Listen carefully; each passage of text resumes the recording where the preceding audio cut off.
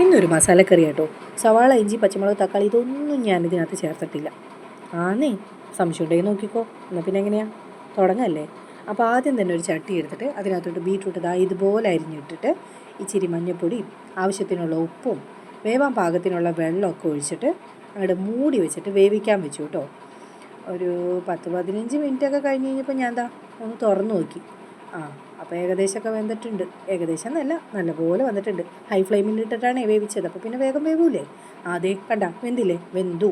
എന്നിട്ട് ഞാൻ എന്ത് ചെയ്തു, ഒരു ചട്ടിയിൽ കുറച്ച് മല്ലിപ്പൊടിയും മുളക് പൊടി ഇട്ടിട്ട് നല്ലതുപോലെ ഒന്ന് ചൂടാക്കി എടുത്തു കേട്ടോ. അതിങ്ങനെ നല്ലതുപോലെ ചൂടായി വന്നു കഴിഞ്ഞപ്പോൾ ആ ചൂടായ പൊടി എടുത്തിട്ട് നമ്മുടെ ബീറ്റ്റൂട്ടിലേക്ക് ഇട്ട് കൊടുത്തു. എന്നിട്ട് നല്ലതുപോലെ ഇളക്കിയിട്ട് ഒന്ന് തിളപ്പിക്കാനായിട്ട് വെച്ചു കേട്ടോ. അതൊക്കെ ഒന്ന് വെള്ളമൊക്കെ ഒന്ന് വറ്റി ഒന്ന് കുറുകി വരണ്ടേ. ഇച്ചിരി കറിവേപ്പില ഇട്ട് കൊടുത്തിട്ട് ഒന്ന് വറ്റിച്ചെടുത്തു കേട്ടോ. ഇപ്പോൾ ഒന്ന് കുറുകി ഏകദേശം വന്നു കഴിഞ്ഞപ്പോൾ ഗരം മസാല പൊടിയും കൂടി ഇട്ടു കറി അങ്ങോട്ട് സെറ്റാക്കി. കറിപ്പണി കഴിഞ്ഞു കേട്ടോ. ഇനി നമുക്കെന്താ, ഇന്ന് നമ്മുടെ താളിപ്പ് റെഡിയാക്കണം. അതാണല്ലോ നമ്മുടെ ഹൈലൈറ്റ്. എന്നിട്ട് ഞാൻ ചട്ടി അടുപ്പത്ത് വെച്ച് കടുകൊക്കെ പൊട്ടിച്ച് കഴിഞ്ഞിട്ട് വറ്റൽ മുളകും കറിവേപ്പില ഇട്ട് താളിപ്പ് റെഡിയാക്കി താളിപ്പ് കോരി ഒഴിച്ചു.